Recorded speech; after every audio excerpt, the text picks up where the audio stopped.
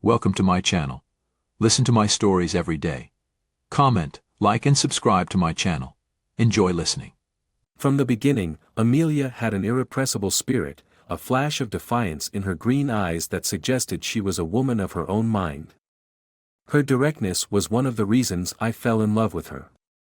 She always spoke her mind, never with malice, but with a clarity that could sometimes cut. I loved that about her, until the day it sliced through the fabric of my trust. It was a crisp October evening when my world began to tilt. I was sitting in my home office, scrolling through my social media feed when a photo popped up, a picture that I was never meant to see. It was from Greg, Amelia's ex-husband, a boisterous man with a penchant for the extravagant. The image was unmistakable. There was Amelia, laughing, her arm looped through Greg's as they stood surrounded by a crowd of revelers at what appeared to be a lavish party. My heart sank. She had told me she was spending the evening with her sister, Susan, who was going through a rough patch. I sat back, the chair creaking under the shift of my weight, my mind racing. Was it a misunderstanding? Could there be an explanation? The digital clock on my desk flicked to 9:03 p.m. Without another thought, I grabbed my keys and headed out. The drive to Susan's house was a blur of red traffic lights and the rhythmic swipe of windshield wipers against a sudden drizzle. When I arrived, the sight of Susan's dark, quiet house was a cold confirmation of my fears. Amelia's car was nowhere in sight. I dialed her number, my thumb hesitating a moment before pressing call. The line clicked, then Amelia's cheerful voice filled the earpiece. "Hey, love, everything okay? Where are you?" I managed, my voice steadier than I felt. There was a pause, a crackle of static, then, "At Susan's. I told you, remember? She needed me tonight." The ease in her lie stung. I swallowed the lump forming in my throat. "Amelia, I know you're not at Susan's. Please, just tell me the truth." Another pause, longer this time, then a soft sigh crackled through. "I'm sorry, I'm at a small get-together. Greg needed some support, he's been feeling low, and I thought." "Amelia," I interrupted, the word a mixture of disbelief and pain, "you lied to me." Her voice broke, a mix of frustration and guilt. "I didn't think you'd understand. I knew you'd get upset, and I thought it was better." "But it's not better," I cut in, feeling the sharp edge of betrayal. "It's lying. It's sneaking around. It's you and him, isn't it?" "No. It's not like that, I swear. I just didn't want to burden you with this. Greg and we're just friends, that's all." Friends. The word echoed in my mind, mocking and cruel. I wanted to believe her, to accept her words, but the image of them together, so intimate, so happy, gnawed at me. "I need some time, Amelia. Please, don't do this. Let's talk about it." "I'm coming home," she pleaded, her voice tinged with panic. But I was already disconnecting the call, my mind a whirlwind of hurt and confusion. I sat there in my car, watching the drizzle turn into a downpour, the droplets blurring the streetlights into halos of light. A plan began to form, dark and unwelcome, but it promised a sort of closure, or at least a revelation. If Amelia was choosing to walk a path shrouded in shadows, perhaps it was time I stepped into the light to see the true extent of her betrayal. As the rain beat down harder, I started the engine and drove away from Susan's silent house, away from the remnants of a trust that once felt unbreakable. My next step was clear, though every fiber of my being resisted it. I would go to Greg's party, see with my own eyes, confront the truth, whatever it may be. The streets glisten with rain as I pull up a block away from Greg's house. The thumping of the bass is audible even from this distance, the rhythmic pulsing like a beacon in the night. My hands grip the steering wheel tighter, my resolve stealing with each breath. I step out into the night, the rain slick on my jacket, my heart pounding in my chest as I approach the radiant, noisy mansion. Laughter and music spill out from the open windows, shadows dancing against the sheer curtains. I reach the front door, left carelessly ajar, and slip inside unnoticed. The foyer is a swirl of colors and people, a lavish display of Greg's taste for the extravagant. I scan the crowd, searching for Amelia or Greg. A server bumps into me, offering a tray of champagne. I nod, taking a glass, using the moment to gather my wits and blend into the party. As I move through the crowd, I spot Amelia. She's seated on a luxurious couch, her laughter mingling with that of a man I don't recognize. They're in deep conversation, her hand resting lightly on his arm. My heart sinks further. I approach, unnoticed, just as she leans in closer to him, her words lost in the music. Amelia. I call out over the noise, my voice firm. She looks up, startled, her smile fading as she sees me. The man beside her shifts uncomfortably, sensing the tension. James. What are you doing here? Her voice is a mix of surprise and fear. I could ask you the same, I say, my eyes flickering to the man beside her. Who's this? This is Chris, an old friend from college, she stutters, her eyes darting between Chris and me. Chris stands, extending his hand, which I ignore. We were just catching up, Chris adds, trying to ease the palpable tension. I bet, I mutter, my gaze fixed on Amelia. You lied to me, Amelia. You said you were at Susan's. Her face falls, the guilt apparent. James, I. Before she can finish, a loud cheer erupts from the other end of the room. Greg is making his way towards us, a wide grin on his face, clearly inebriated. Amelia. I was hoping you'd make it. He turns to me, his grin faltering slightly. James, didn't expect to see you here. Yeah, neither did I reply coldly. Greg's face tightens, sensing the tension. Look, why don't we all go into the study and talk this out? He suggests, glancing at Amelia for support. I nod stiffly, following them as they lead the way to a quieter room away from the main party. Once inside, Greg turns to me, his expression serious. James, I know this looks bad, but it's not what you think. Really? Because it looks like my wife is here with her ex-husband and some guy I've never heard of, lying about where she is.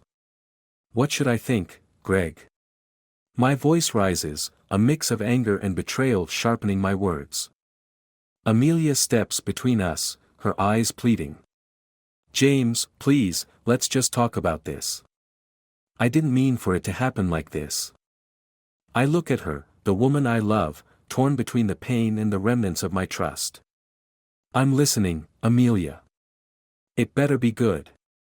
As she starts to explain, the door behind us opens slightly, and a face peers in, an unknown woman with curious eyes. She quickly closes the door, but it's clear our private confrontation might not stay private for long. This night was supposed to bring clarity, but with each word Amelia speaks, the web grows only more tangled. As she talks, the pieces start to fall into place, but they don't form the picture I expected. The night is far from over, and I realize that the truth might be more complex than simple betrayal. This revelation could be just the beginning of unraveling the intricate layers of lies and the real intentions behind them. The tension in Greg's study is palpable as Amelia starts to unravel the tangled web of half-truths. The unknown woman's fleeting glimpse through the door a moment ago adds an undercurrent of urgency to the conversation. James, I came here tonight because Greg said he needed to talk about some legal issues concerning our past marriage. It's all been very formal, really, Amelia pleads, her voice steady but her hands betraying her by trembling slightly. And Chris? I ask, my gaze sharp, not ready to swallow her words whole just yet. Chris is a lawyer, Greg chimes in, his tone somewhat defensive. He's been helping us sort through some old joint investments. It's not what you think, James. I nod, but my skepticism remains. And you couldn't have told me this? Why lie about being at Susan's? My voice is low, more hurt than accusing now. Amelia looks away, her lips pressed tightly together, then meets my eyes with a renewed resolve. I thought you'd overreact. Like you're doing now. I thought it'd be easier this way. Easier for who, Amelia? The question hangs heavy in the room. Before she can answer, there's a sudden loud crashing sound from the main party room. We all turn towards the door as the sound of breaking glass and shouts reach us. Greg steps towards the door, peering out, then looks back at us with a frown. I better check what that was. You two, he points at Amelia and me, sort this out. I'll be right back. As Greg leaves, the door clicks shut, leaving Amelia and I alone in the tense silence. James, I never meant to hurt you. I've been so scared of losing you over something that didn't matter, Amelia starts, her voice breaking slightly. I listen, trying to sift through my emotions, the anger, the betrayal, and the remnants of my love for her.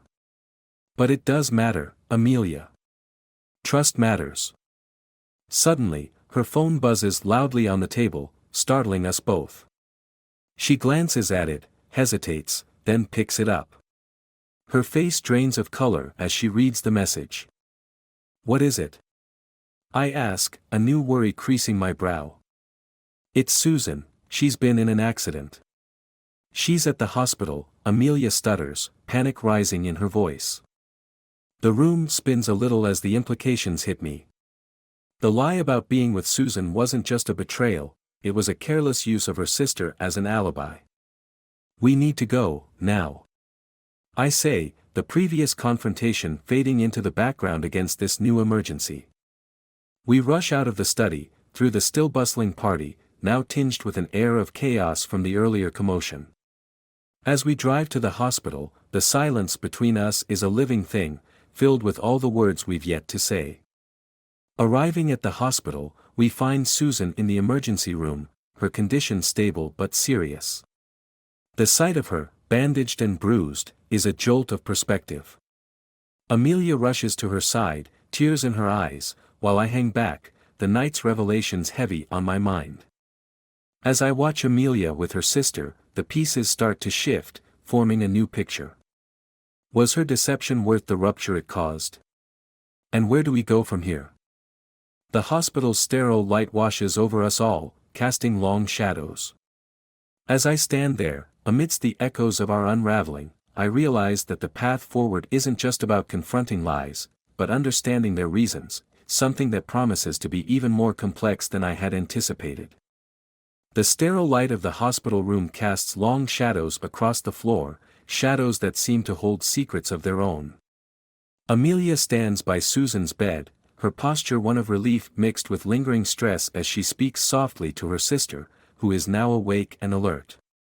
I lean against the doorway, observing, feeling like an outsider in my own life. After a few moments, Amelia walks over to me, her eyes searching mine for signs of forgiveness, or perhaps just understanding. James, can we talk outside for a minute? We step into the dimly lit corridor, the quiet a stark contrast to the emotional turmoil I feel inside. James, there's something I need to tell you, Amelia begins, her voice trembling. Something about why I was really at Greg's tonight. I brace myself, unsure if I can handle any more deceit. Go on. It's not just about the investments or legal issues. Greg and we've been working together, but not in the way you think. She takes a deep breath. We've been trying to expose a group of people at his company involved in embezzlement. Chris is not just a lawyer, he's been helping us gather evidence. That's why we met in these secretive ways. The revelation hits me like a wave. Why didn't you just tell me? Because Greg's position was at risk, and anyone connected to us was in danger too. I couldn't risk dragging you into this.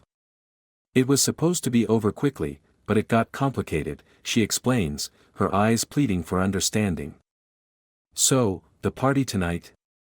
A cover. Most of those people were part of the investigation, either as informants or suspects. The crashing noise, someone tipped them off about a raid. It was all planned. I process her words, the layers of deception now taking on a new, albeit convoluted, form of nobility. And Susan's accident? Unrelated, but it made me realize how wrong I was to lie to you about where I was. It was a wake-up call, Amelia admits. Before I can respond, Greg approaches us, his face solemn. Amelia, James, the raid was a success. We got everything we needed. It's over, and it's thanks to Amelia here. His acknowledgement of her role does little to assuage the gnawing feeling in my gut. I guess this is where we figure out where we stand, I say, my voice flat. Amelia nods, tears glistening in her eyes. I understand if you can't forgive me, James. I ponder her words, the revelations, and the undeniable gap that deceit has wedged between us. Yet, her intentions, misguided as they were, sprung from a desire to protect. Amelia, I need time. Time to trust again. But I'm willing to try, if you are. Relief washes over her face, mixed with a hesitant hope. I'd like that. Very much. We return to Susan's room, where I greet Susan with a newfound respect for the complex realities of the people I love. As the night progresses, the truth about Amelia's actions settles in, along with the realization that sometimes, the path to honesty is riddled with deceit, not for selfish gains but for a greater good. 3 months later, Amelia and I stand outside the courthouse, hand in hand, as the news reporters swarm around us, Greg leading the charge against his former colleagues. Our relationship isn't perfect, far from it, but we've found a new beginning, rooted in deeper understanding and cautious trust. As we walk away from the flashing cameras, Amelia squeezes my hand. Thank you for believing in me, James. I guess sometimes trust isn't about perfect honesty but about striving for transparency, I reply, the city lights casting long shadows behind us, shadows that no longer hold secrets but the promise of a new dawn.